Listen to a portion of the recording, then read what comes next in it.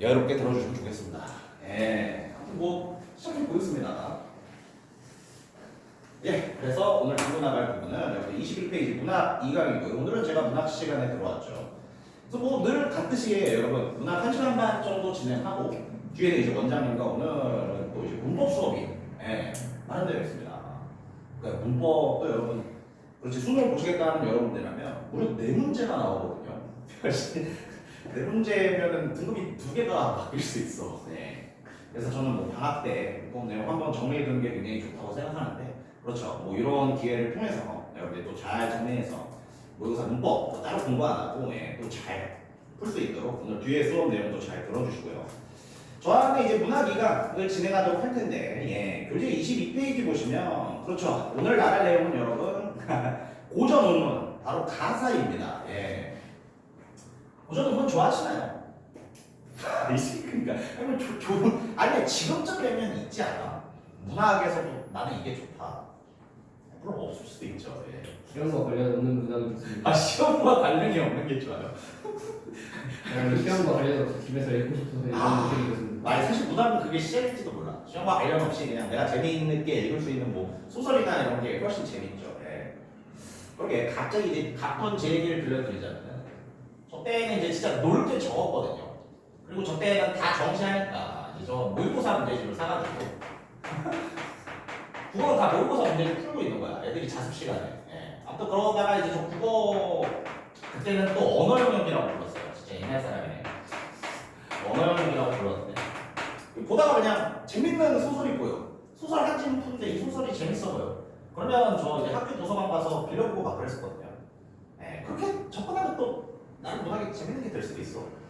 물론 시험 봐야 되고 뭐 점수 잘 봐야 되고 이러면은 이 재밌던 것도 재미없어질 수 있지만, 또 어쩌겠습니까? 저희는 또 좋은 점수를 좋은 점수를 확보하는 게 목표라서, 아무튼 괜히 물어봤다. 아무튼 여러분들 이쯤 되면은 여러분들이 좋아하는 장르, 독서도 문학도 하나씩은 있을 수 있어. 선생님 저 갑자기 이게 약간 무서운 소리 들려주는데 무서운 소리가 뭐죠? 이게 지금 저희가 20년 전에 있었던 그걸 나오고 있잖아요. 20년 전에 있었어. 뭐 문학의 시제 같은 것도 문제 나오잖아요. 그런데 그걸 현대문학을 하잖아요. 그러면 지금부터 20년 뒤에는 저희가 재밌게 읽은 것도 시험지로 나오죠? 그럼요. 제가 진짜 깜짝 놀랐던 게, 말 잘했어요. 제가 진짜 깜짝 놀랐던 게, 저가 그래서 현대소설을 꽤 좋아해가지고 2000년대, 2010년대 현대소설을 진짜 많이 봤거든요. 그래서 2000몇 년이었지? 2000 몇 년에 내가 굉장히 좋아하는 작가가 있었는데, 그 작가 소설이 요즘 모의고사로 나오면 한 지금 20년 지나니까. 맞아요. 한 20년쯤 지나면 이렇게 모의고사나 교과서에 실려서 충분히 출제가 가능하게 됩니다. 여러분들이 지금 재밌게 읽은 게 20년 뒤에 나올 수도 있는 거죠. 그래서 조금 이제 무서운 게, 이 수업과 관련 얘기 그만해야 돼요. 한강 작가 있지 않습니까? 한강 작가가 그렇죠. 노벨 문학상을 큰 받게 만들었던 그 채식주의자라는 소설이거든요. 소년이 온다 아니에요? 네? 소년이 온다 아니에요? 뭐라고요? 소년이 온다 아니에요? 소년이 온다 채식주의자. 원투펀치 같은 거죠. 아무튼 이 채식주의자라는 소설이 제가 3개의 단편인가로 이루어져 있거든요. 근데 이 중에 하나의 단편이 이제 2006년에 제가 기억하기로 국내 소설의 가장 큰 대상을 받았어. 20년이 지났다. 이 슬슬 뭔가 한국도 나올 수 있어. 무섭죠. 아무튼 뭔가 그렇죠. 속어 크게 발견하는 질문이었던 것 같지만 그래도 굉장히 재밌는 질문이었어요. 20년 뒤 문법 문제가 우리가 지금 쓰는 상황을 넣어보고요. 문법은 조금 쉽지 않지. 정신 같은 걸 넣어보고요. 그럼 우리가 쓰는 줄임말이나 이런 게 이제 뭐 표준어로 인정을 받아야 그런 게 이제 문법으로 나오는 게 좋지. 그건 쉽지 않아요. 언어 생활 탐구에 나올 것 같아요. 언어 생활 탐구요? 그렇죠. 그럼 어떤 특수한 과목에서는 혹시 나올 수도 있다. 그래서 정신 같은 말 야르 이런 걸 뭐 야르 탱탱 아자스 이런 거 그런 게 나오면 아니 요즘 너무 유행이 짧지 않아. 아마 야르도 내가 2, 3년 후에는 또 안 쓰지 않을까 싶어요. 그럼 이제 시험도 나오는 거죠. 굉장히 3년 교과서에 막뭐 참신한 표현 이지랄해놓고 뭐 탐나 이지랄하던데 비공인된 말들은 쉽지 않을 겁니다. 나중에 자식 시험지에서 내가 보는 웹소설 문제 나오면 개웃기겠다. 안심하시고요. 모의고사 나 혼자만 내면 이거다. 아무튼 굉장히 재밌는 질문이었고 빨리 좀 너무 청소하시고. 왜 녹화를 하자 갑자기 이런 질문을 하시는 거죠? 이거 앞으로 편집해야 되나? 예, 아무튼 굉장히 재밌는 질문이었습니다. 예, 뭐 이런 수업 저는 뭐 싫어하지 않아요. 예, 자유로운 질문. 친구가 자꾸 너무 던지는 이유 설명하시고. 자, 아무튼 봅시다. 그래서 가사에 대한 얘기들이 나오고 있는데, 그렇죠. 우리가 또 지금 수능 모의고사에 대한 이야기를 하니까 얘기를 드리자면, 여러분 고전 논문, 고전 시간, 뭐 고전 시, 고전 시조 이런 걸 다 고전 논문이라고 하죠. 고전 논문은 정확히 여러분 두 지문이 출제됩니다. 두 지문이 하나로 엮여서 출제가 돼요. 예, 근데 아실 분은 아시겠지만 두 지문 중에 한 지문은 어떻다? 제가 할 말 이제 알 것 같지 않아요? EBS에 나와요. 그러니까 여러분들이 내년에 수능특강을 열심히 공부하시면 고전 논문 2개 나오는데 한 지문은 알고 들어가요. 그럼 이제 우리한테 문제되는 건 나머지 한 지문이지. 이 나머지 한 지문 고전 논문은 이제 비연계라고 해서 EBS에 실리지 않은, 그리고 요즘 추세로 보면은 진짜 여러분들이 못 봤을 법한 살짝 듣보잡 작품이 아니 듣보잡이라고 해서 미안한데 진짜로 그런 작품이다. 왜냐면은 이 비연계 지문은 조금 유명한 거 쓰면 어떻게 돼? 예. 뭐가 막 일타 강사들 뭐 지들 커리큘럼에 있는 거 쓰면 어떻게 돼요? 적중이지랄 하겠죠. 그렇잖아요. 그래서 그거 꼴 보기 싫어서 그거 꼴 보기 싫다. 이건 너무 목적지향적이고. 아무튼 비연계 지문은 그래서 여러분들이 고교 과정 동안 좀 보기가 힘든 약간 안 유명한 지문을 항상 내거든요. 그래서 결국에는 어때? 한 지문을 EBS 때문에 알고 시험장에 들어가도 이 한 지문을 여러분들이 그 자리에서 독해를 하실 수 있어야 돼요. 그러면 네. 수능 문제 무슨 노래 가사 같은 거 가끔 나오잖아요. 아, 그쵸. 그거 저기에 해당되는 거예요? 가사 중에서도 고전 가사. 이게 고전 논문. 그쵸. 맞아, 노래 가사 같고 고전 논문 2개가 나오고 하나가 비연계가. 결국에 이거는 그 자리에서 독해를 할 수 있어야 된다. 그렇죠. 근데 여러분 모르는 고전 독해하기 진짜 개빡세지 않습니까? 네. 그래서 안녕하십니까? 네, 그러면 그거 네. 대중노래 같은 거 나오는 거 어디에요? 대중 노래는 그러게요. 지금 몇 년간 대중 노래는 못 봤거든요. 대중 노래 내기 쉽지 않아요. 담양갱이랑 범죄노가 나왔었다는데. 뭐요? 담양갱이랑 범죄노가 나왔었다는데. 그럼 뭐 사설 모의고사 아니야? 내신 아니야? 수능이었어요. 수능이에요? 네. 수능이 그게 아니요, 제가 수능 몇 년치 기출 다 풀었는데 아 그래요? 감량이 없는데. 네. 범죄노는 있죠. 예? 범죄노는 있었던 것 같은데. 아 그래요? 아니요, 작년 수능에는 있었던 것 같은데. 제가 기억하기는 없습니다. 네. 한번 찾아서 그것도 볼게요. 한 20년 뒤에 그렇죠. 근데 그렇죠. 그럼 그 정도로 현대적인 건 잘 나오지 않습니다. 예, 아무튼 다시 흐름을 낭비하면 다시 돌아가 볼게요. 그래서 아무튼 여러분들이 그렇죠. 고전 논문 하나는 그 자리에서 독해하실 수 있어야 되고, 특히 가사가 나온다면 만약에 우리가 독해할 때 이런 생각을 가지고 있으면 좀 독해가 그래도 잘 이루어질 수 있다. 이런 내용이 오늘 여러분들 진행할 이론 내용입니다. 그래서 이 이론 내용 가볍게 살펴보고, 예, 뒤에 이제 여러분 실제로 수능에 실렸던 문제랑 고3 모의고사에 실렸던 지문, 그래서 문제 2세트가 준비되어 있으니까 오늘 그걸 풀어보는 것으로 수업을 진행해 보도록 하겠습니다. 자, 일단은 타이틀이 보이시나요? 예, 가사는 길다. 그렇죠, 길죠. 그래서 어떻게 읽어라? 끊어서 읽어라. 의미 단위로 끊어 읽고, 그리고 개인적으로 좀 학습에서 중요한 건 바로 이 유형이에요. 네, 처음 보는 가사라도 이 유형 안에 들어갈 가능성이 크니까 여러분들이 오히려 거꾸로 유형을 학습해주고, 이 가사는 이러한 유형에 들어가 있겠구나. 그러니까 앞으로 이런 내용이 펼쳐지겠구나 하는 걸 예상을 해서 읽으시면 됩니다. 그래서 핵심인보다 너무 세세하게 독해하기보다는 음보 단위로 크게 끊어 읽으세요. 그리고 어때? 이 고전 논문 같은 경우에 이 5가지 유형에 포함될 확률이 크니까 유형을 공부하고 예상을 한번 해보는 겁니다. 좋습니다. 그럼 밑에 있는 본문 설명을 한번 넘어가 볼게요. 가사를 대하는 첫 번째 원칙. 그렇죠. 어떻게 읽어라? 길이에 압도되지 마라. 여러분 실제로 그렇지 않아요. 고전 논문인데 모르는 거 긴 거 나왔어요. 안 읽고 푸는 여러분들도 있지 않습니까? 제가 알기로 몇몇 분 그냥 보기만 읽고 푸시는 분들도 있어요. 어차피 읽어도 몰라요 하면서. 근데 그러면 안 됩니다. 네, 여러분. 충분히 그래도 읽을 수 있을 만한 작품이 나오거든요. 그러니까 길다고 해서 한자어이 많다고 해서 거기에 집중해서 안 읽지 마시고 일단 어때요? 음도를 의미 단위로 끌어올리면서 커다란 덩어리째 보시면서 독해를 연습해 보시면은 예, 시험장에서 처음 보는 지문이라도 보고 독해하실 수 있을 겁니다. 페이지 21페이지. 예. 그렇죠. 설명 안 들었군요. 좋습니다. 그래서 그러한 내용이 진행되고 있고요. 좋습니다. 그 밑에 뭐 하지 말아야 될 거, 해야 될 거 이런 것들이 제시되고 있는데 예, 다 뭔가 그냥 좀 태도 같은 거예요. 가사, 긴 가사가 나오니까 너무 꼼꼼히 정독하지는 마. 근데 저 개인적으로 좀 위험하다고 생각하거든요. 그러니까 해석이 잘 되면 좀 꼼꼼히 읽는 거 이게 오히려 정석풀이라고 생각해요. 근데 이게 지금 하지 말아야 될 건 뭐라고 하고 있어? 너무 꼼꼼하게 읽으면 가사 다 못 읽는다. 그러니까 어때? 의미 단위로 뭔가 흐름을 타면서 읽어라. 약간 이런 말이 나오고 있는데 개인적으로 좀 위험한 생각이라고 생각하고요. 네. 그리고 뭔가 해야 할 거 뭐 있습니까? 그렇지, 흐름 위주로 의미 단위로 크게 끊어 읽으라는 말을 하고 있는 겁니다. 좋습니다. 그럼 두 번째 내용으로 한번 넘어가서 제가 아까 말했던 유형이라는 게 여러분 이 부분에 해당하는 거예요. 예. 그래서 여러분들이 실제로 모르는 가사가 출제된다고 하더라도 이 안에 들어있을 가능성이 굉장히 크거든요. 그러게 여러분들 이제 1학기 중간기말고사로 얘기해볼까? 예. 그렇죠. 3행복 시험 범위였던 분이 있지 않나요? 예를 들어서 3행복을 여러분 이 중에 어떻게 들어가? 그렇지, 여기 들어가지.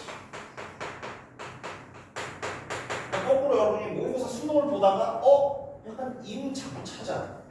헤어졌다 자꾸 나와. 그리워해. 그러면 어때요? 3행복처럼 영문, 유배, 가사구나. 이 내용을 예상하면서 읽어보라라는 말을 하고 있는 거예요. 그렇죠. 그렇지. 우리 안 하고 여러분께 안 하고 분께는 물어보겠습니다. 그렇지. 우리 뭐야? 기말고사 방문했던 거. 무한사. 무한사는 어디에 들어가죠? 아 죄송해요. 너무 탁 집어서 한 명밖에 없는데. 무한사. 그렇지. 무한사 여기 들어가지. 그러니까 읽으면서 약간 속세보다는 자연에서 자기 스스로 뭐 농사도 지으면서 그러한 자연 좋다라는 얘기가 나오면은 무한사처럼 강호 은일이겠구나 하고 읽어보라는 거예요. 그래서 이게 내신 때도 사실 굉장히 중요한 내용이지만 어쨌든 대부분의 가사가 이 5가지 유형에 들어간다 라고 여러분들이 틀을 잡아놓으시면은 모의고사에서 수능에서 처음 보는 가사인데 했을 때 이 안에 들어가지 않을까 하고 추측을 해서 읽으시라는 겁니다. 오케이. 그리고 이제 제 개인적으로 이 세 번째 유형이 굉장히 중요하다고 보거든요. 기행이라는 건 이제 그렇죠. 여행기를 말하는 거예요. 그러면 왜 이게 제가 개인적으로 수능에서 중요하다고 생각하냐면 일단 출제 19수능과 여러분 24수능에 출제되었습니다. 자주 나와요 기행이. 근데 여러분 왜 기행이 수능에서 제가 주목하는 거냐면 문학은 여러분 주관적으로 해석해야 될 부분이 많잖아요. 근데 수능 모의고사에서는 사실 그런 것보다 객관적인 정보를 물어보는 걸 좋아하거든요. 기행에는 여러분 어떤 내용이 등장하지? 장소로 이동하는 내용이 진짜 많아요. 그럼 이건 어떻습니까? 객관적인 정보들이 꽤 많다라는 거죠. 예를 들어서 첫 번째 장소에 있을 때 뭐 했니? 이 장소를 이동하면서 느낀 점이 뭐니? 이런 객관적인 정보를 물어보기가 좋기 때문에 개인적으로는 모의고사라는 그 시스템과 수능이라는 시스템과 기행이라는 가사가 굉장히 잘 어울린다고 생각하고요. 실제로 굉장히 자주 출제되고 있으니까 여러분들 기행 가사, 그렇지 여행기 이런 것들은 좀 잘 읽어두시기 바랍니다. 그래서 뭐 제가 역으로 말씀드리면 내년에 이제 여러분들 수능 혹시 준비하시다 수능 특강을 공부하신다. 그럼 그 수능 특강 작품 중에서도 기행 가사는 조금 힘줘서 읽는 게 좋아요. 그렇잖아. 여러분들이 보는 수능이 몇 수능이지? 그렇지. 이빨 수능이죠. 여러분 내년에 수능 보니까 이빨 수능 5년 4년? 이후 수능에 나오지 않을까? 네, 아무튼 기행은 여러분들 좀 눈여겨보시기 바랍니다. 서유기도 기행이에요? 예? 서유기도 그럼 기행이에요? 어떤 내용이요? 서유기요. 서유기요? 네. 서유기는 일단 가사가 아니라 소설이라서 다른 식으로 접근을 하긴 해야 돼요. 근데 어떤 그 기행이라는 구조는 따르고 있긴 하죠. 근데 좋은 접근이었어요. 좋습니다. 네 번째 유형에서는 여러분들이 이 규라는 단어의 뜻을 알아두시는 게 굉장히 좋습니다. 이것만 아셔도 사실 많은 것들을 패스할 수 있거든요. 규. 혹시 이게 무슨 의미인지 아십니까? 큐티? 큐라는 것은 여러분 옛날에 집에서 여성들만 쓰던 공간이에요. 여성들이 사용하던 공간입니다.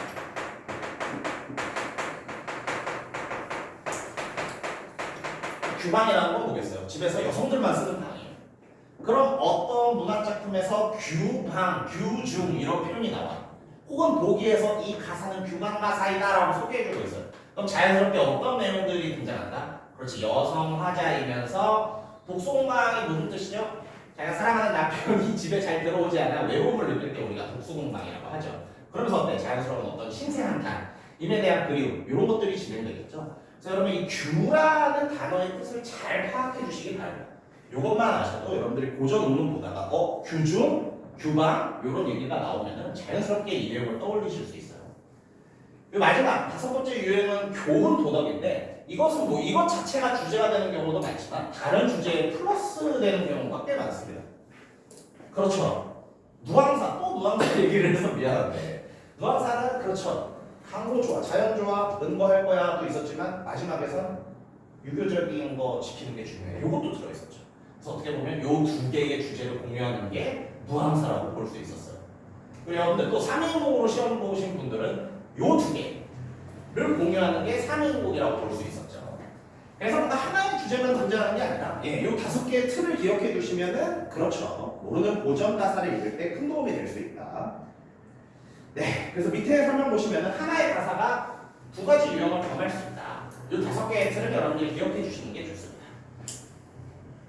그럼 이제 여기서 살짝 다른 얘기 해볼까? 그럼 이 5개만 알면 모르는 가사 다 읽을 수 있을까요? 그렇지는 않아요. 왜냐면은 잘 봐요. 여러분들 이호수문이에요. 감민가라는 가사가 나와요. 이거 혹시 풀어보신 분? 분명히 있을 텐데. 감민가라는 가사는 어떤 가사냐면은 감민이라는 지역에 세금이 너무 센 거예요. 세금 못 내서 도망가는 내용이거든요. 이게 이 5가지 주제에 좀 넣을 수 있나? 기행. 그렇죠. 굳이 억지로 넣자면 기행일 거예요. 여기서 이런 일이 있어서 난 도망가는 거야. 근데 완벽히 또 기행으로 설명할 수 없는 요소들이 있어요. 그래서 이 5개는 여러분 어디까지나 그냥 쓸 수도 있는 틀이라고 생각해 주시면 돼요. 반드시 이 안에 들어가야 돼. 이러한 것들이 오히려 모의고사에서 위험한 생각이 될 수 있습니다. 그래서 뭔가 이걸로 구분되지 않는 가사들도 출제될 수 있으니까 여러분들 일단은 그렇죠. 우리 뭐 내신 대비할 때는 당연히 중요한 내용이겠고 일단은 대부분의 가사는 그래도 여기 들어갈 수 있다라는 생각으로 이 내용을 생각하시면서 읽으시면 좋을 겁니다. 좋습니다. 그래서 다음 부분으로 넘어가 보도록 할게요. 여러분들 23페이지 보시면은 가사 독해 순서라고 해서 제가 아까 드렸던 얘기들이 뭐 또 다 그대로 어떤 순서로만 제시되어 있거든요. 근데 추가적으로 또 굉장히 중요하다고 생각하는 게 2번만 조금 더 설명을 하겠습니다. 2번. 네, 실제로 문학작품에서 여러분들이 굉장히 자주 쓰는 풀이법이기도 하죠. 보기가 있으면 보기부터 읽는다. 맞습니다. 그리고 거기다가 추가로 여러분 고전 문학에서는 특히 보기가 굉장한 힘을 발휘하는 경우가 있어요. 그래서 여러분들 뭔가 모의고사 문제도 많이 보신 분들이라면 요 차이 혹시 발견하신 분들 있을까요? 여러분 독서지문에서 보기는 문제가 어떻게 나오는지 알고 계십니까? 보기에서 문제가 우리 독서에 대한 내용이 요약돼서 나오고 그렇지 않을 수도 있어요. 잘 생각해 보시면 독서 문제에서 보기는 윗글을 참고하여 보기의 내용을 판단한 것으로 올바른 것은 이렇게 나와요. 근데 여러분 잘 생각해요. 문학에서 보기 문제 어떻게 나오는지 혹시 기억나십니까? 윗글을 참고하여 보기를 판단한 내용으로 올바른 것은 문학에서는요. 글에 대한 설명? 보기를 참고하여 윗글을 판단한 내용으로 옳은 것은 이렇게 발문이 나와요. 그러니까 여러분들 독서에서는 본문이 기준이 된다면 문학에서는 보기가 기준이 되는 경우가 많이 있습니다. 이건 바로 한번 볼까? 몇 페이지 넘겨봐. 이게 어떻게 나오냐? 잘 봐요. 보기를 참고하여라고 나오지 않아요. 그렇죠. 문학에서의 보기는 보기를 참고 얘가 기준이 돼서 작품을 보라는 경우가 많아요. 야, 독서 보기 아무거나 하나 볼까? 독서 좀 어딨냐? 죄송해요. 독서 보기 아무거나 좀 하나 펼쳐볼게요. 독서 뒤쪽에 있나요? 네, 맨 뒤쪽이요. 그렇지. 니은과 관련해. 이거 본문에 있는 내용이죠. 니은과 관련해 윗글의 기법을 가지고 보기의 기법을 설명해요. 본문이 기준이 되죠. 자, 여러분 독서 지문은 보기 먼저 안 읽으셔도 돼요. 먼저 읽는 게 시간 낭비야. 예. 독서 지문은 보기를 나중에 읽으시는 거예요. 본문을 이해하는 걸 바탕으로 보기를 조진다면은 문학에서는 보기를 이해하는 걸 바탕으로 본문을 조지는 경우가 많이 있어요. 그래서 이런 것들도 좀 한 번쯤 잘 알아두시길 바랍니다. 좋습니다. 그럼 다시 우리 보던 내용으로 돌아가서 그래서 보기가 여러분 굉장히 중요하다. 네, 보기가 있으면은 보기를 먼저 읽고 푸는 거 특히 고전에서는 요거 추천드립니다. 자, 다음 가사의 상당 구조. 네, 요거 자체는 뭐 내신에서 더 중요한 내용이 될 수도 있고 우리 이론에서 좀 강조하는 내용은 여러분 결사 부분을 만약 결사 부분이 출제가 된다면 이 부분을 잘 읽어보라는 내용이 이론 내용입니다. 왜냐하면 결사에서 주제가 집약되는 경우가 많이 있거든요. 근데 결사 안 내주는 경우도 꽤 있어요. 그래서 만약에 출제된 가사가 결사까지 나왔다 싶으면 여러분 결사 부분은 꼼꼼히 읽는 걸 추천드립니다. 왜? 주제가 집약된 부분이 많으니까. 좋습니다. 그리고 여러분 의미상으로 끊어 읽는다가 어떻게 받아들이시면 되면은 요걸 가지고 한번 설명을 해볼게요. 여러분 만약에 고전 논문이 나왔어. 근데 한자어 잘 모른단 말이야. 다행히도 쉬운 예문이 나왔지만 여러분이 만약에 강어도 모르고 중림도 몰라요. 그럼 읽지 말아야 할까? 어떻게 읽으라는 거야? 음모 단위로 의미상으로 끊어 읽으라는 건 무슨 말이에요? 강호에 대충 보면 장소 같죠?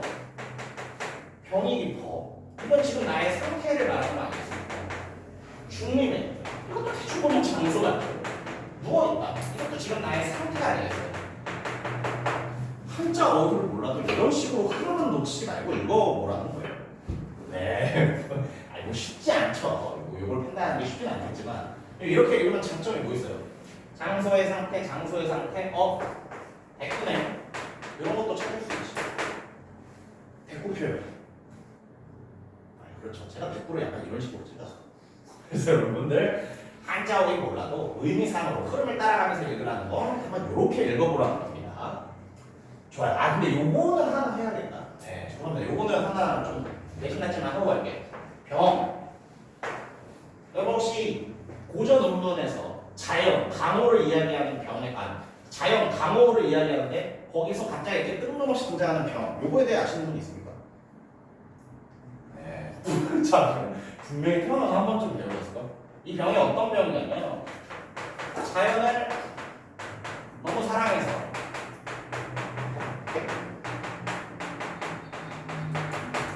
자연을 너무 사랑해서 그 사랑하는 마음이 병처럼 깊다 할 때 그 병이에요. 자연을 너무 사랑해서 걸리는 병이거든요. 자연을 너무 사랑하는 게 병처럼 깊다. 자연을 너무 사랑해서 걸리는 병이다.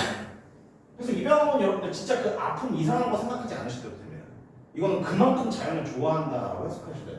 그랬을 때 이것을 나타내는 사자성어 혹시 아시나요? 초성이 있을 거야. 분명히 들어봤을걸?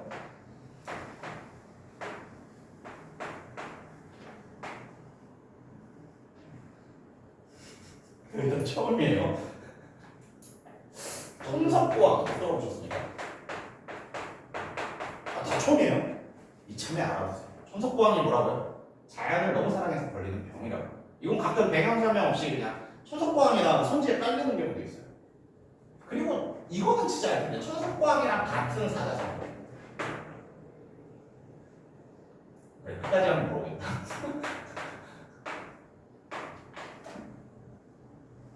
힌트? 여행 가자. 여행 가자. 굉장히 센스 있는 답변이었다고 생각해요. 하지만 연입니다. 연 뭐죠? 미안합니다. 진짜 죄송해요. 농담하지 않게. 영화 볼줄 못 들어봤어요.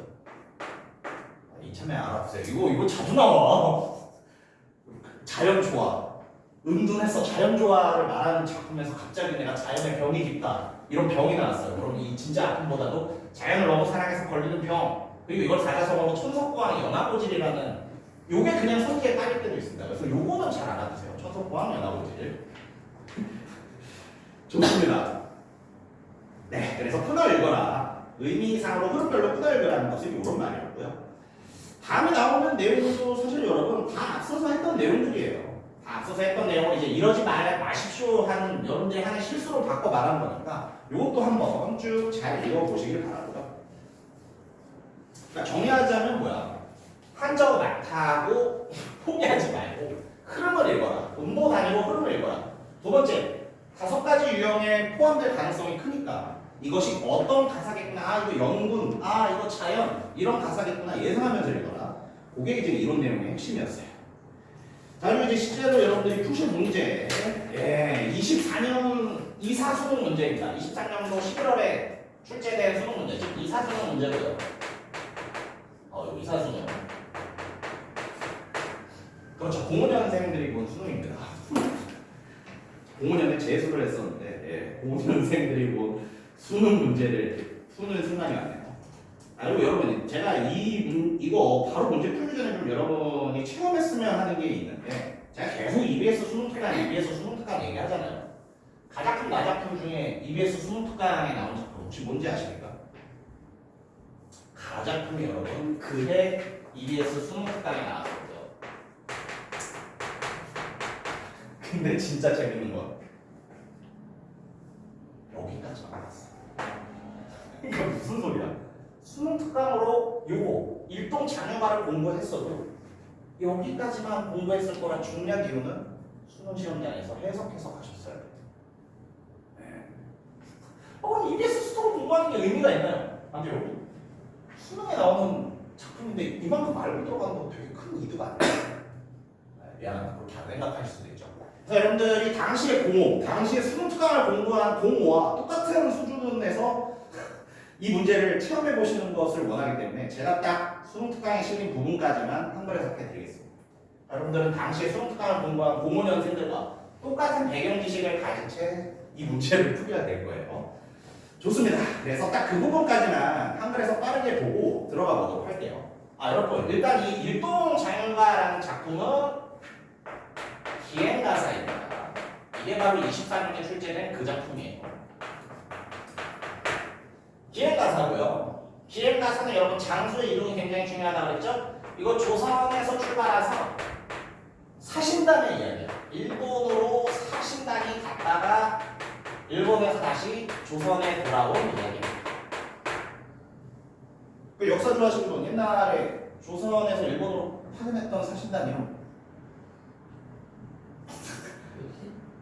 통신사, 통신사 아시죠? 모를 수도 있지. 그러니까요. 여기 진땀이 나네. 통신사를 모르세요. 구한말 이후에 수신사라는 이름으로 바꿔서. 오케이. 아무튼 그런 내용이고요. 자, 그리고 조선에서 일본으로 출발할 때 그냥 가는 게 아니라 배를 타고 가는데 큰 풍랑을 만나요. 너무 큰 풍랑을 만나서 막 배도 조금 부서지고, 원래 목적으로 했던 곳에 못 도착하고 일본의 다른 섬에 도착해서 원래 장소를 찾아가고 막 그러한 내용들이 소개되어 있습니다. 그렇죠. 그러면은 요 앞부분, 요만큼 수능 특강에 나온 부분만큼만 한번 한글에서 빠르게 보고 여러분들이 문제 풀 시간 드릴게요. 잘 보세요. 장풍에 도수 달고 육선이 함께 떠나. 장풍이라는 것은 여러분 큰 바람을 의미해요. 그렇지, 일본 가려면 뭐 배 타고 가야겠죠. 그 당시엔 비행기가 없으니까. 즉 큰 바람에 배의 어떤 배의 그 돛부분을 말하는 거죠. 장풍에 도수를 달고 육선이 함께 떠난다. 여러분 여기서 육선이라는 것은 6척의 배를 의미하는 것인데 규모가 크다라고 생각하시면 돼요. 큰 배 6척을 끌고 갈 만큼 이 사신단 행렬의 규모가 컸던 거야. 그러니까 어때요? 그런 사람들 출발하니까 사면과 군화 소리, 사면은 여러분 악기고요. 군화는 말 그대로 음악이거든요. 배 6척 끌고 사신단 출발하니까 막 악기 가지고 연주도 해준 거예요. 잘 다녀오세요. 그러한 악기 음악 소리가 여러분 해산, 바다와 산을 진동시켰대요. 한번 좀 생각해보세요. 악기 좀 연주했다고 바다와 산이 진동하겠습니까? 그럼 이런 걸 무슨적 표현이라고 하죠? 과장적 표현. 맞습니다. 이거 그래서 과장적 표현이 성립합니다. 이렇게 항상 뭐가 과장이에요? 이런 식으로 논리적으로 접근하면 좋아요. 뭐 악기 좀 올린다고 바다와 산이 진동하겠어? 과장하고 있네. 과장적 표현. 계속해서 봅시다. 물속의 어려운 물속의 물고기들과 물속에 사는 수명이 놀랄 만큼 그렇죠. 규모가 크다. 그럼 여러분 이것도 마찬가지로 과장적 표현이에요. 악기 좀 연주했다고 물속에 용까지 올라겠어요? 그렇지. 과장적 표현이 쓰인 부분이고요. 계속해서 볼게요. 해구, 해안가를 말하는 겁니다. 즉 해안가를 얼른 나서서 5, 6도 대다여섯 개의 섬을 말하는 거겠죠. 섬을 뒤지었대요. 여기부터 여러분 한번 장면을 생각해보세요. 이제 사신단이 배 끌고 출발한 거예요. 그래서 돌아보니까 어때? 해안가와 멀어지고 뒤에는 대여섯 개의 섬이 보이는 상황입니다. 계속해서 보자. 고국을 돌아보니 여기서 말하는 고국이랑 자연스럽게 뭐가 되겠어요? 조선이 되겠지. 조선에서 출발한 사신단이니까. 조선을 돌아보니 야색은 여러분 밤의 색깔, 즉 어둠입니다. 어둠이 가득해서 아무것도 안 보이고 있습니다. 아무것도 안 보이고 영해 각 진포에 이렇게까지 자세히 하나 생각하지만 지는 여러분 군사시설을 말하고 호는 여러분 항구를 말해요. 즉 어때? 밤이 깊어서 이제 내가 떠난 조선 쪽 가서 아무것도 안 보이는데 바다 근처에 군사시설, 바다 근처에 항구, 저게 뭐 부산포인가 싶은 불빛 두어 점 정도가 보이는 겁니다. 그림으로 항상 생각하세요. 그 불빛 두어 점이 구름 밖에 보일만 하구나 라고 하는 부분. 계속해서 가볼게요. 배가 크니까 뭐가 있겠어? 배에도 방이 있겠죠? 그 배에 있는 방에 누워서 자신의 신세를 생각하고 있답니다. 근데 이 신세를 생각하자 발생된 화재, 이런 게 굉장히 중요하죠. 신난, 이건 화재의 직접적인 감정이잖아.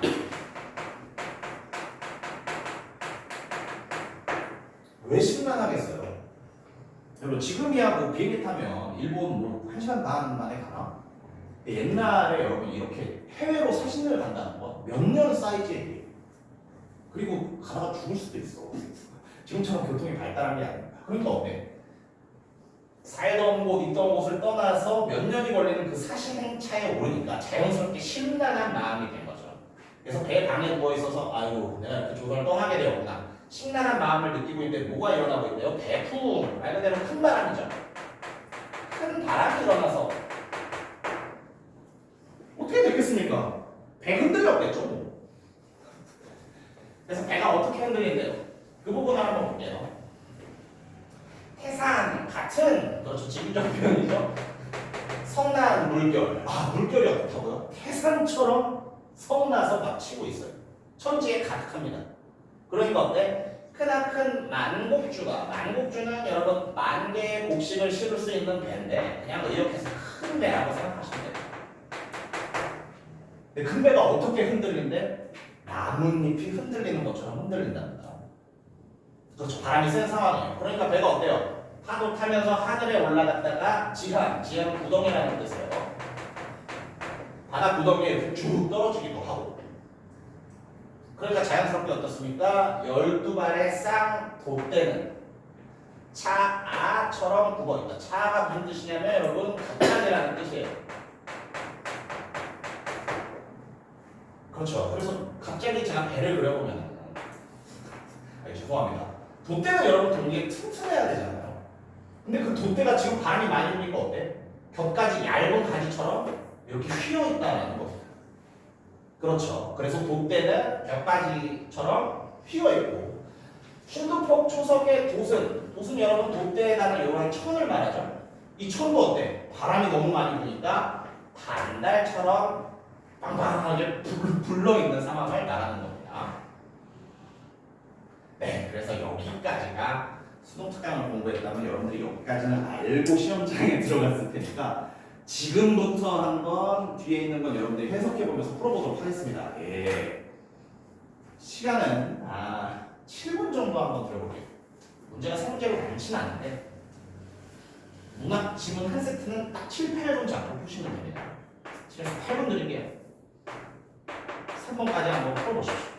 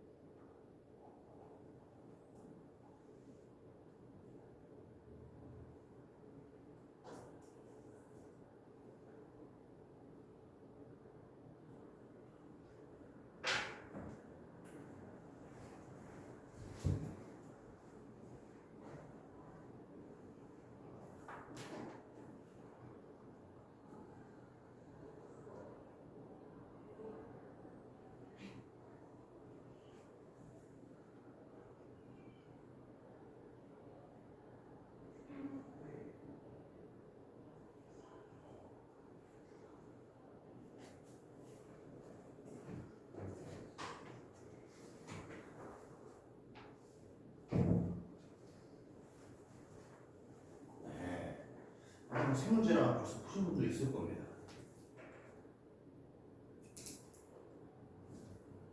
지금 4분 정도 지나고 있고.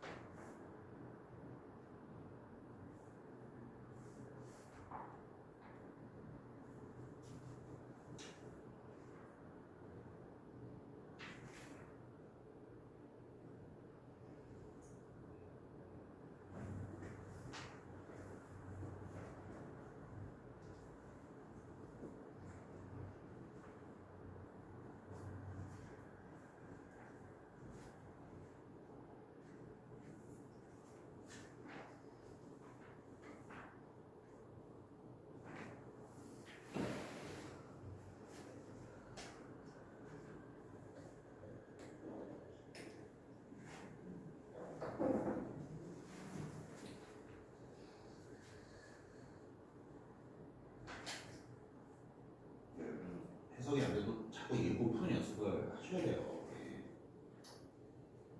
내신에서도 갑자기 안 배운 고전 내버리잖아요.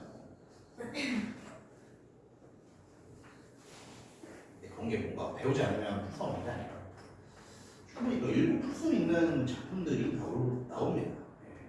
그리고 수능이라는 시험이 또 컨셉이 그렇기도 하고요.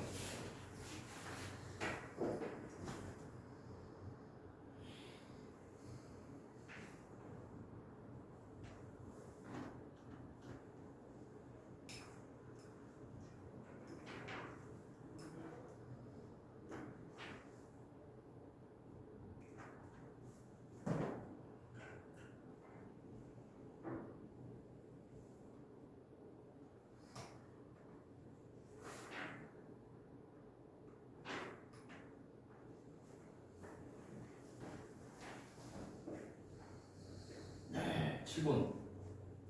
일단은 정답을 공개하겠습니다. 예. 아직 다 못 푸신 분은 끝까지 한번 풀어보시고요. 정답을 조용히 그냥 써드릴게요. 예.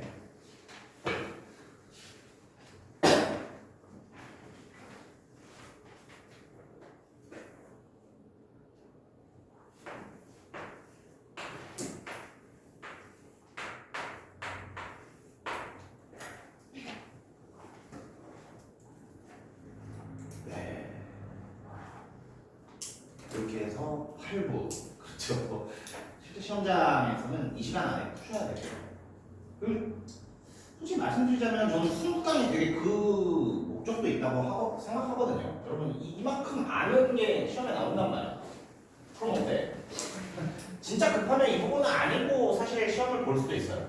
그래서 뭔가 6, 7분이 아니라 이거 한 3분 내에도 사실 풀 수 있는 세트가 되거든요. 이제 공부를 열심히 하셨다는 가정하에. 그래서 여러분들 지금 시간 조절 어려워하시는 분들 많잖아요.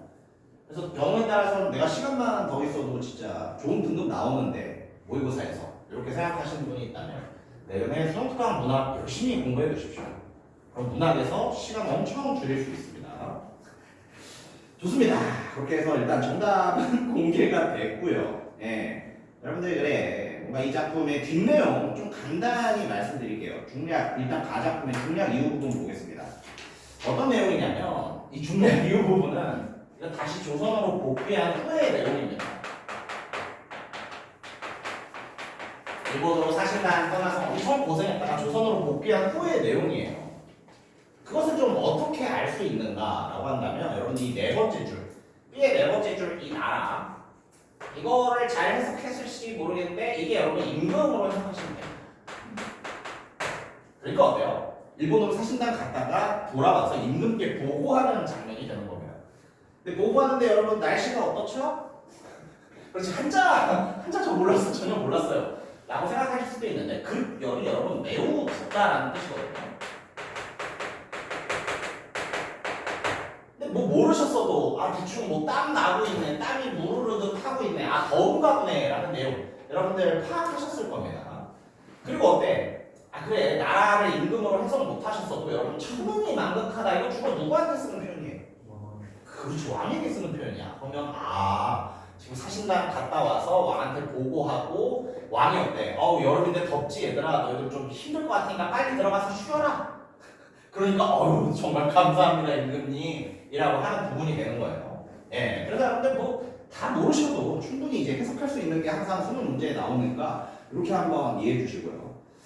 C 부분에서는 그렇죠. 여드레 파리를 말하는 겁니다. 자, 임금님한테 보고하고 파리를 신 다음에 공주 지역이 되겠죠. 아마 작가의 고향일 겁니다. 맞아요. 원래 살던 고향으로 내려온 겁니다. 공주로. 그러니까 어때요? 처 자식들, 가족들이죠. 가족이 나를 보고 어때? 돌아왔구나. 사실 나를 떠나서 못 올 수도 있다고 생각했는데 돌아왔구나. 그러니까 죽었던 일을 다시 본 듯한 느낌. 그때 반응은 어때요? 기쁘기가 극한인지라. 극한은 여러분 맥스를 말하는 거죠. 기쁨이 아주 가득하다. 근데 어때? 너무 놀라가지고 표현을 못하고 어리석은 듯 앉아있는 부분입니다. 그렇죠. 그래서 뭐 쭉 볼까? 사당의 현알하고 현알은 이제 높은 사람한테 인사를 올린다는 건데 여러분 사당은 집에 있는 조상님을 모신 곳이에요. 그러니까 집에 왔으니까 어때? 조상님 모신 곳에 가서 제가 잘 돌아왔습니다. 인사 올리고 옷도 벗고 편히 쉬니까 어때요? 풍도 바람길에 험하던 일, 즉 어때요? 과거 이제 사신으로 갔던 일이 저승 같고 꿈 같지. 아 그래 이제 지나고 집에 돌아오니까 와 내가 어떻게 다녀왔지? 저승 같고 꿈 같다 생각하고 있는 거죠. 손주를 안고 얼면서 그렇지 가족 중에 손주도 만난 거예요. 한가히 누워있으니 굉장히 좋겠죠. 강호의 산인이요 성대의 일반이로다. 일단은 대꾸가 성립하는 부분이고 강호는 이제 아시죠 여러분? 강호는 자연입니다. 강과 호수 모임의 자연으로 해석을 해요. 산이는요 자연에 있는 산, 사람 같다. 성대는 뭐가 되겠어요? 성균관 유니버시티? 아니 죄송합니다. 성대하다 할 때 성대하다. 성대하다 할 때 성대? 아닙니다. 태평성대를 말합니다. 살아 돌아오니까 어때? 내가 태평성대 일반인 말 그대로 백성을 말하는 겁니다. 그렇게 고생해서 일본 갔다 오고 누워있으니까 손주랑 놀면서 누워있으니까 어때요? 내가 자연에 있는 산 사람 같고 태평성대를 사는 일반 백성 같구나. 굉장히 안심하고 좋아하는 부분이었어요. 네, 그런 내용의 작품이었고 나작품, 이게 비연계예요. 그러니까 여러분들이 수능을 보신다 하면은 이 정도는 그 자리에서 해석하실 수도 있어요. 물론 어렵죠. 굉장히 어려운데 이해가 좀 더 특히 어려웠고 그래도 이제 크게 뭔가 이제 용어 설명 이런 거 많이 줬잖아요. 그래서 여러분들 접근할 수 있는 부분이 꽤 있습니다. 이건 일단 여러분 첫 번째 수능 한번 볼게요. 잘 봐. 꼬아 자란 게 충성유고 틀어 지은 게 고3이래요. 이거 뭐야? 그럼 이렇게 읽어라니까. 햄이 충성유 고3의 중 둘 다 무슨 뜻이에요? 분재, 식물을 말하는 거죠. 분재하는 식물을 이런 행위를 해서 지었고 틀어 지은 역시 햄이 고3에 이것도 분재를 말하는 거죠. 그러니까 이 분재를 이런 행위로 키우고 이 분재를 이런 행위로 키웠겠네 라고 음보 단위로 이렇게 끊어 읽으라는 거예요. 그리고 여러분 여기서 알면 좋으신 게 그렇게 분재라는 게 뭡니까? 맞아요. 정확히는 화분에 기르는 나무거든요. 근데 여러분 생각해봐. 나무가 화분에서 자라요. 나무가 화분에서 자랄 수 있나?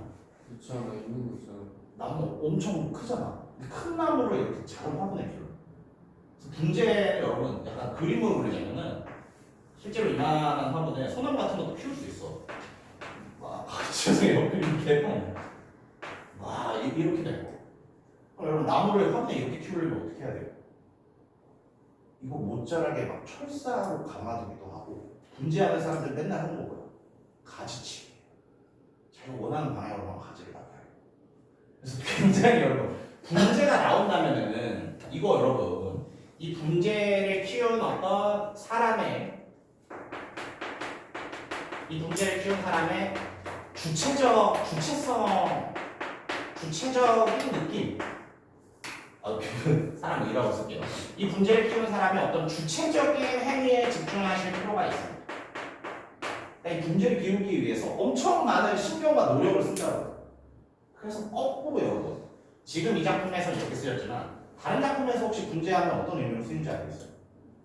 이거 나무가 자연스럽게 자라는 건가? 아니지, 맨날 가지치고 철사 묶어놓고 이렇게 자라니까 억압된 자연이라고 해석하는 게 굉장히 많아요. 분재가 나왔을 때 자, 알아주시고 아무튼 분재를 여러분이 떠오시려면 화분에 기르는 나무고 그거 기르기 위해서 사람이 엄청 노력하고 어떤 주체적 행위를 많이 한다는 걸 알고 계세요. 그럼 잘 봐. 지금 이런 행위들을 통해서 분재를 길러낸 거야. 그래서 또 봅시다. 삼봉 괴석에 이 삼봉은 여러분 그렇지 세 개의 봉우리를 뜻하고 괴석은 신기하게 생긴 돌을 말하거든요. 근데 뭐 어렵지 않아. 말 그대로 소나무입니다. 삼봉 괴석에 달린 소나무가 늙었대요. 이 소나무를 실제로 자연물로 보기도 하고 분재로 보기도 하거든요. 그만큼 이제 해석이 갈릴 만큼 득보적 작품이 나왔어. 근데 여기서 분재를 편안하게 생각합시다. 그럼 어때? 충성류 고3의 소나무 다 분재를 보면서 하는 생각이 뭐예요? 아, 화암 풍경. 화암이라는 지역에서 볼 수 있는 훌륭한 풍경은 즉 분재들로 가꾼 풍경인가 하노라 하고 있는 거예요. 그래서 뭡니까? 자기가 기른 분재를 보면서 이 정도면 화암의 풍경이라 할 만하지. 약간 이러고 있는 거거든요. 네, 조금 빡셌지만 아무튼 여러분 그렇게 해석할 수 있는 구절입니다. 육수랑 구수는 여러분 문제 풀면서 한번 해석을 들어가 볼게요. 네, 이제 우리가 문제에 대한 정답을 맞추면서 필요한 부분 좀 해석을 하도록 하겠습니다. 일단 1번 문제 다 맞추셨죠? 야, 1번 문제에는 맞출 수 있었잖아. 내가 손특강이라고 해석해드린 부분에서 나왔었잖아. 2번이 정답이었지. 어떤 모습이 나왔어요? 어떤 형태가 변화한 사물의 모습이 나왔어요? 돛대가 어떻게 벽까지 차처럼 반달처럼 휘어있다. 이런 모습이 나왔고요. 그 모습을 묘사하여 외부 환경, 그래 뭐 때문에 이렇게 휘고 막 부풀어 오른 거야? 바람 때문에, 강한 바람 때문에. 바람이 세게 불었거나 그 영향력을 부각하고 있다. 전혀 문제없는 표현입니다. 그래서 아마 1번은 많이 맞추셨을 것 같고 그러게 2번 문제로 한번 넘어가 볼까요? 2번 문제 A에서 C에 대한 이해로 적절하지 않은 것은 역시 이 부분도 우리가 봤던 일동장유가 그 부분에서 출제된 문제였고 정답 3번이었잖아. 여러분 이것도 느낌으로 접근하기보다는 잘 보세요. C에서는 갑작스러운 상황에 감정을 표현하지 못하고 무심하게 대응한다. 여러분 무심이라는 뜻이 뭐죠? 무심하구나. 참 무심하네. 감정이 없다라는 뜻이야. 감정 없음. 무심은 여러분들이 그냥 느낌으로 그냥 어리벙벙하게 앉아있는 것도 무심한 건가? 아닙니다. 무심의 정확한 뜻은 감정이 없다는 뜻이에요. 근데 시범은 봐요. 어땠어요? 너무 놀라고 너무 감정이 커서 어버버버 표현 못하고 어버버버 있던 거지. 이걸 감정 없음이라고 보면 안 되지. 오케이? 그렇기 때문에 여러분 2번 문제의 정답은 3번이었습니다. 그러니까 어떻게 돼요? 갑작스러운 상황에 감정을 표현하지 못하는 것까지 맞지만 그렇다고 감정이 없는 겁니까? 아니요. 기쁨 넘친다니까. 기쁨 극한이라니까. 무심이 잘못됐어요. 무심하게 A이 잘못됐습니다. 좋아요. 3번 문제로 넘어갑니다. 이 3번 문제가 여러분 오답률 보시면 알겠지만 그렇죠. 3명 중 2명은 틀린 문제. 우리 수능 문제 이런 거 잘 없거든요. 수능 워낙 좀 객관적으로 내려고 하기 때문에 이 정도 오답률 많이 없습니다.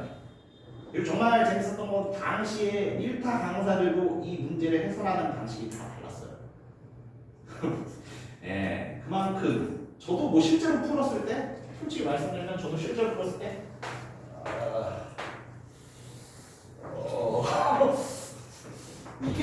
틀렸는지 설명하기는 굉장히 구리지만 이거겠지 하고 이렇게 갔었거든요. 네. 지금부터 여러분 왜 4번이 답이 되는지 한번 접근을 해보겠습니다. 잘 보세요.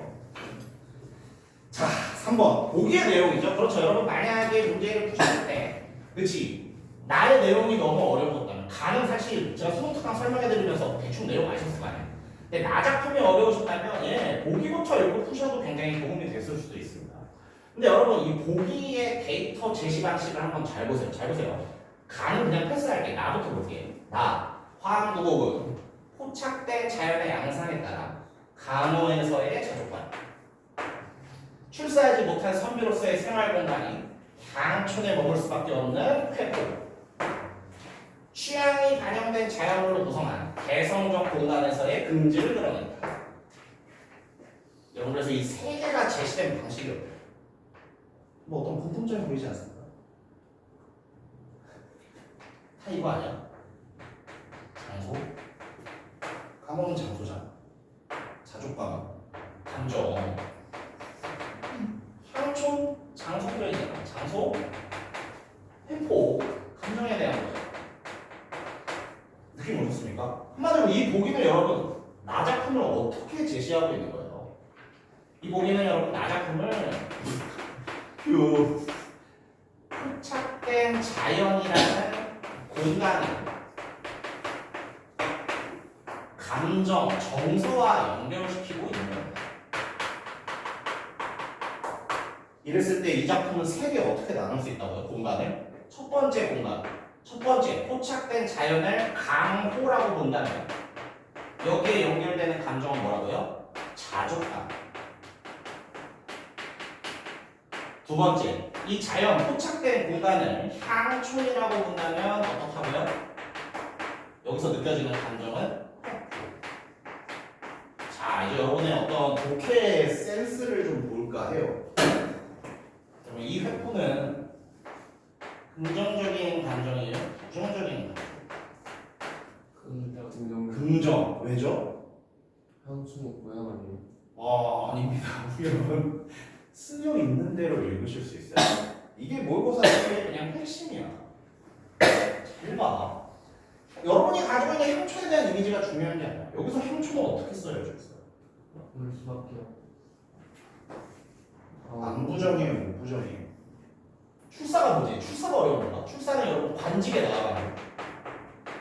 과거 합격하지 못한 선비라서 향초네. 그래, 이거 모를 수도 있어. 근데 잘 봐요.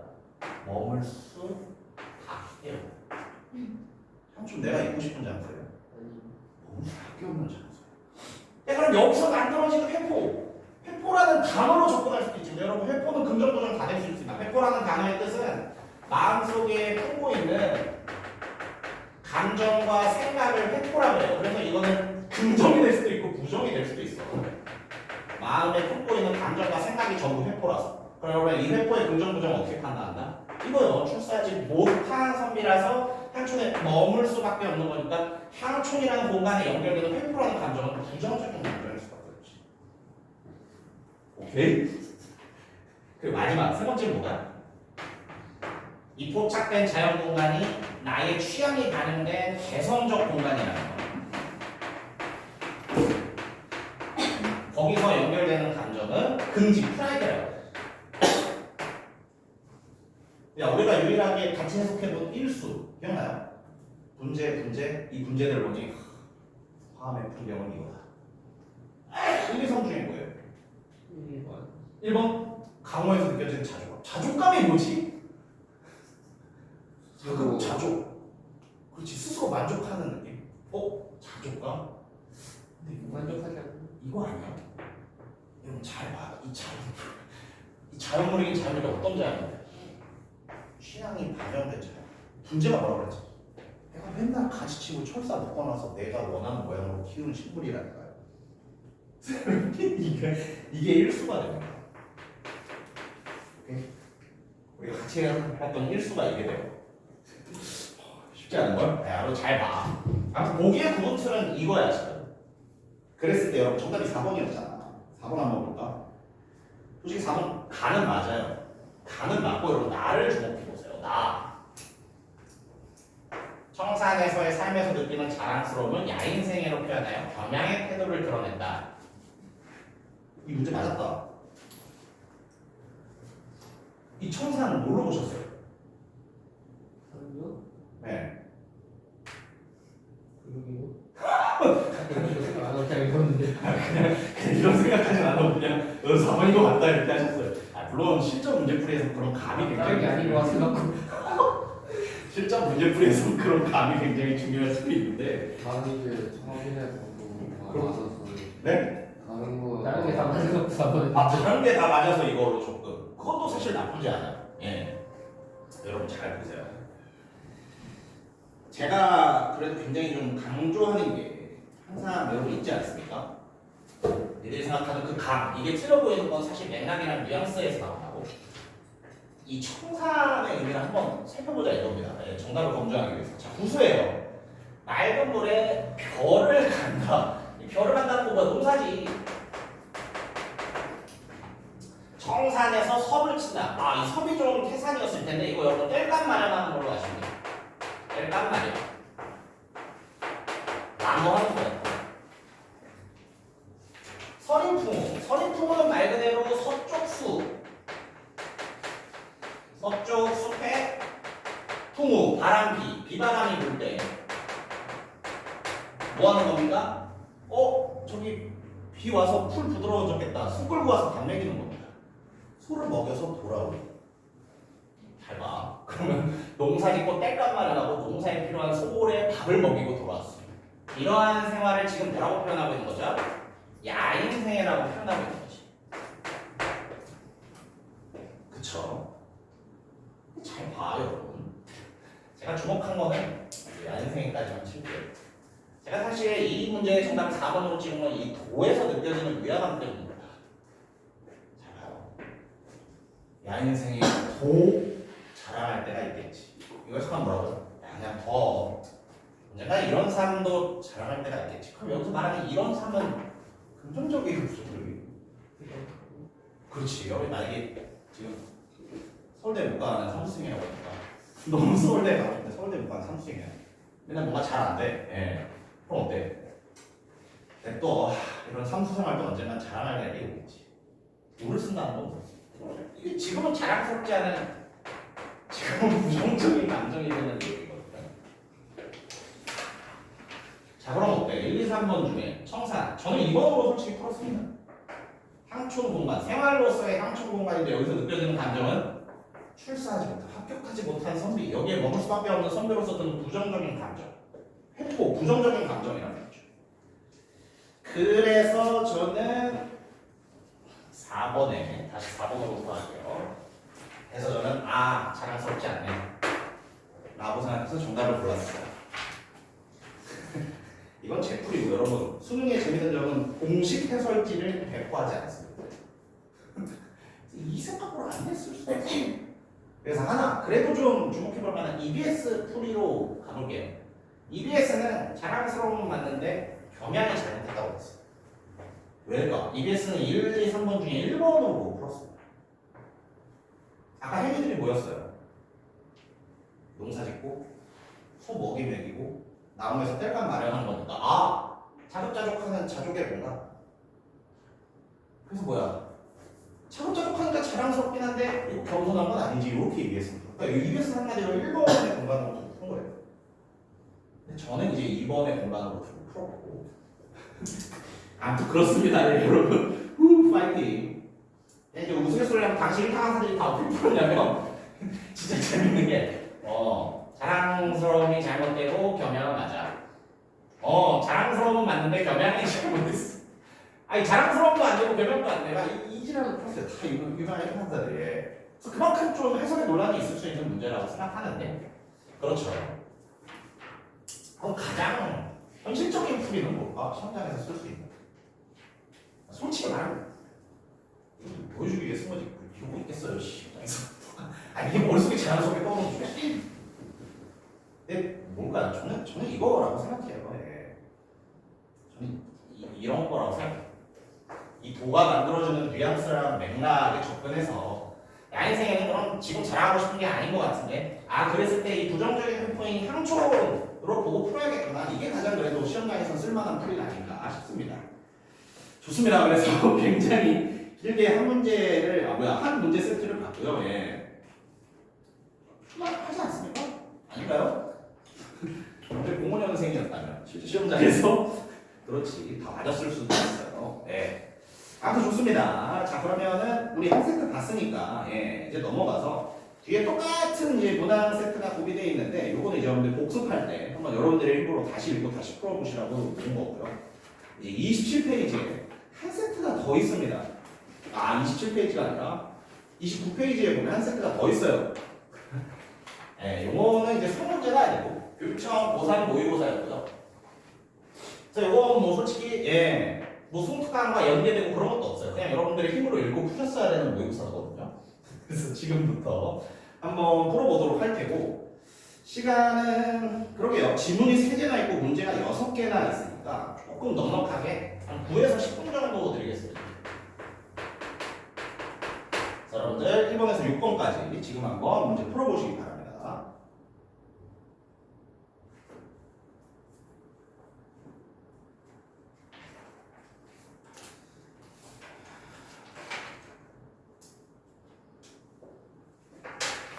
어쩌라고요? 예, 음보 단위로 크게 읽고 5개의 유형 중 어디에 들어갈까 예상하면서 읽어보세요. 말은 쉽지. 예.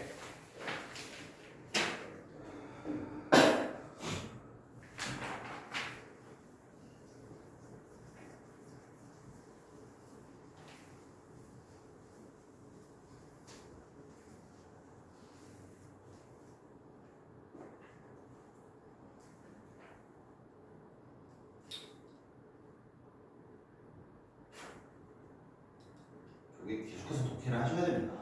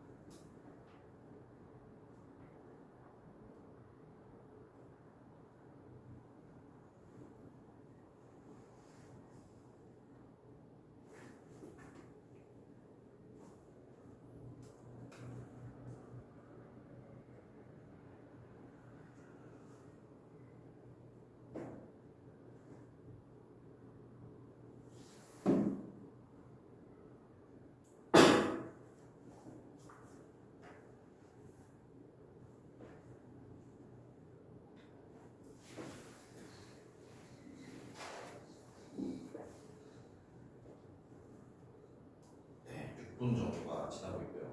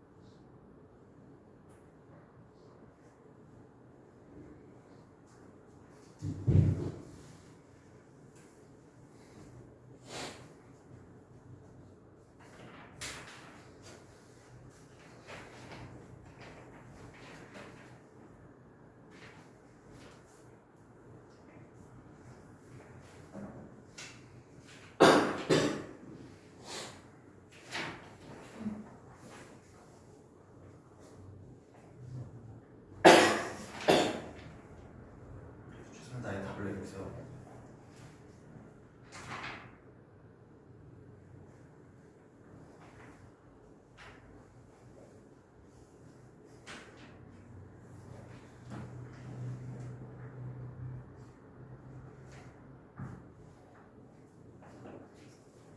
아니 그런가요?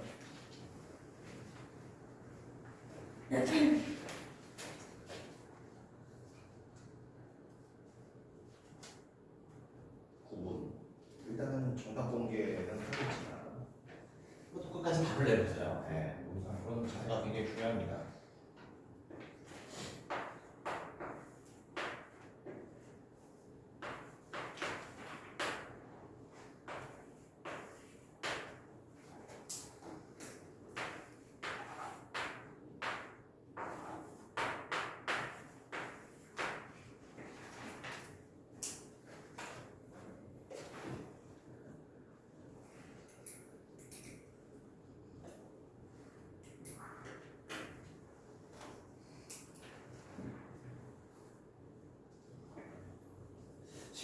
네.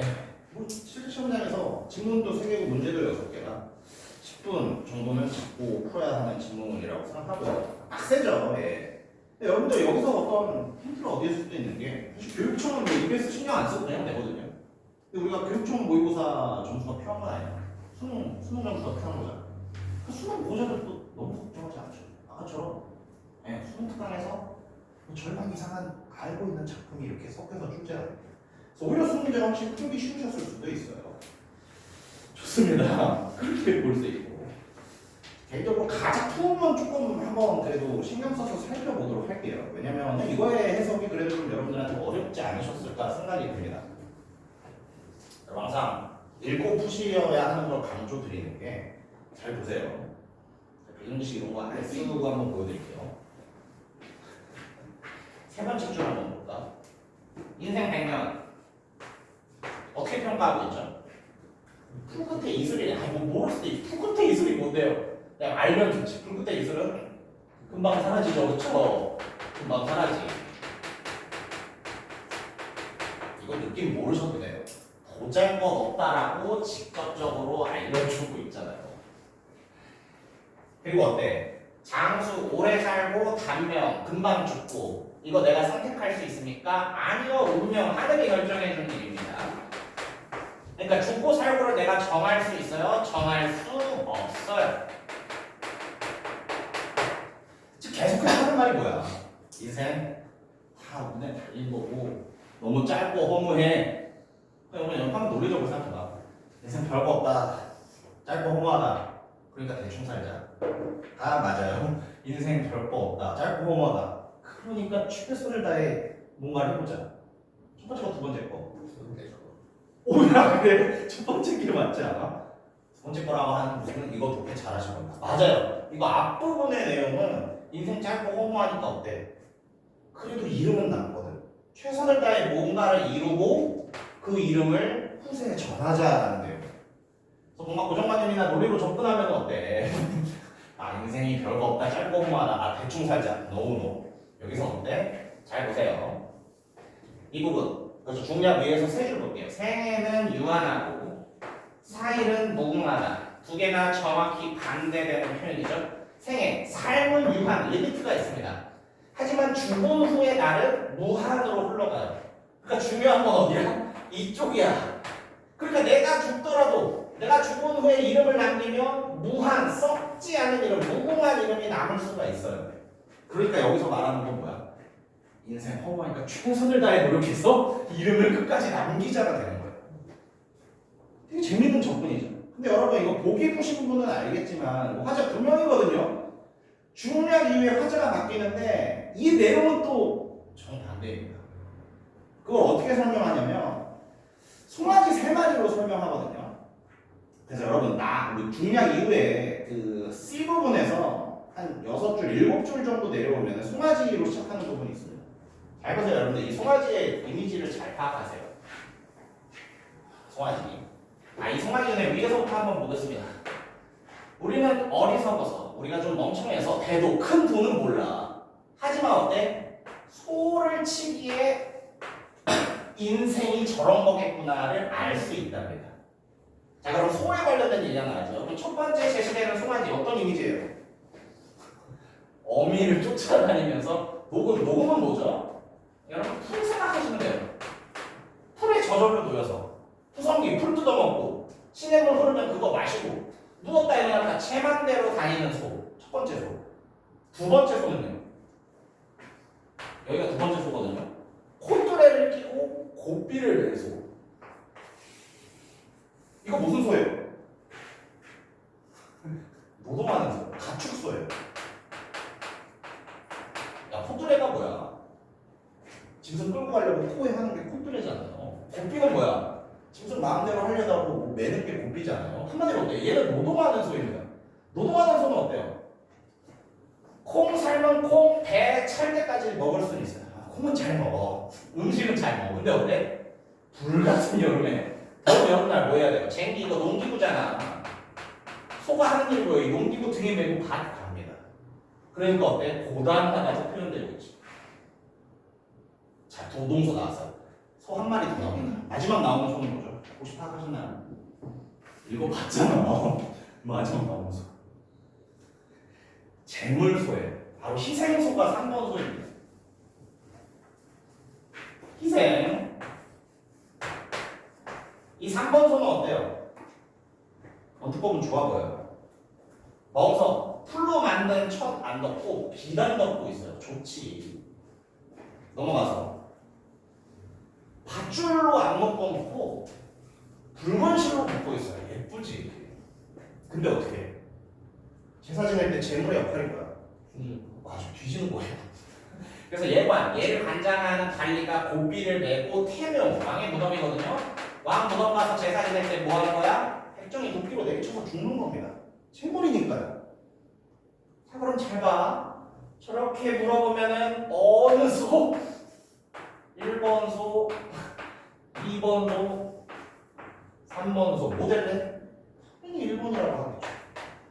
재밌는 게 앞부분에서 어차피 인생 허무하니까 노력해서 이름이라도 남기자 했다면 뒷부분에서는요.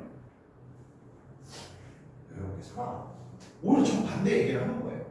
오케이? 가작품이 요게 좀 어려웠었는데 독해 쉽지 않았겠지만 이렇게 잡고 독해를 하셨으면 됩니다.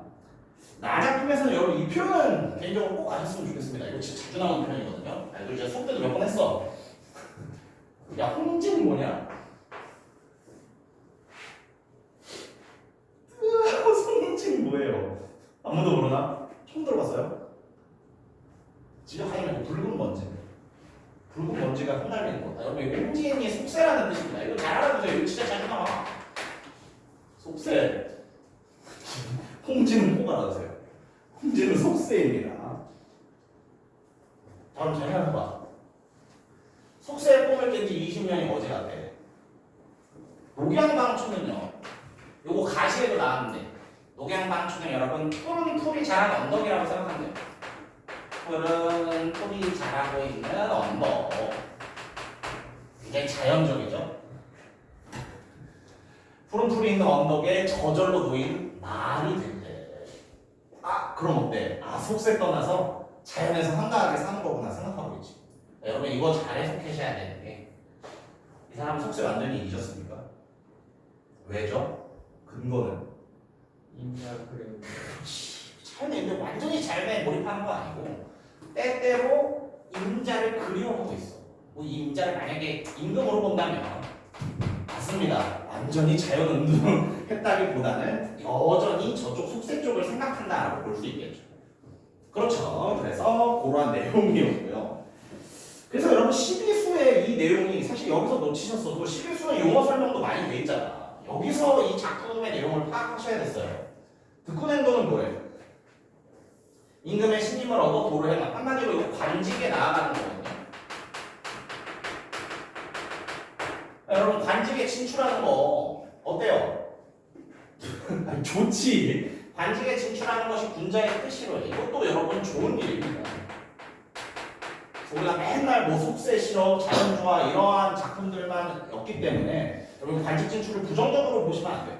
실제로 유교 성리학은 되게 현실적인 학문이라 관직에 진출해서 백성들을 편안하게 하는 거 그것도 유교 성리학에서 굉장히 높게 치는 보입니다. 아무튼 관직 진출이 좋은 일이에요. 근데 어때? 때를 못 만나면 여기서 말하는 때는 운이거나 시기가 되겠죠. 운이나 시기가 안 좋으면 어때? 고반하면 돼. 고반은 뭐예요? 자연, 운동, 우리가 익숙한 그게 되는 거죠. 그러니까 이 작품의 핵심은 뭐야? 자연이 좋다, 속세가 좋다 그게 아니에요. 속세로 나아가서 관직에 하는 것도 좋은 일이고 그게 안 되면 자연에 운동하는 거 그것도 좋은 일이야 하는 작품입니다.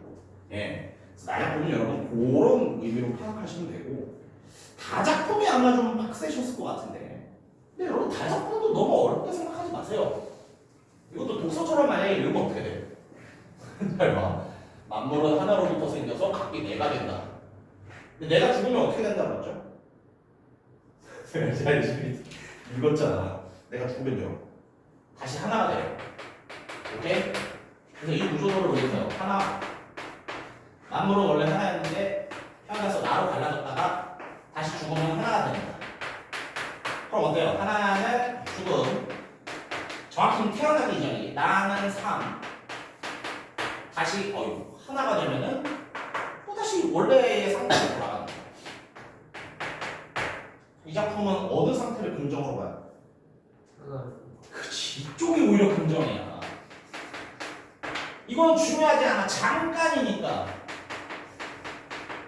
잠깐. 그래서 중요 X 이쪽을 오히려 긍정으로 봐요. 다시 죽어서 하나가 돼요. 그렇다 보니까 어때? 이게 좋은 상태니까 여기서 우리가 가져야 할 태도는 거야. 집착하지 말자. 응? 외부 어떤 환경에 너무 신경 쓰지 말자. 이러한 내용의 작품이 되는 거죠. 간단하지 않습니까? 이렇게 보면? 물론 이걸 읽으면서 이렇게 빠바바박 잡아내는 건 쉽지 않을 수도 있다고 생각하는데 아니 맞잖아요.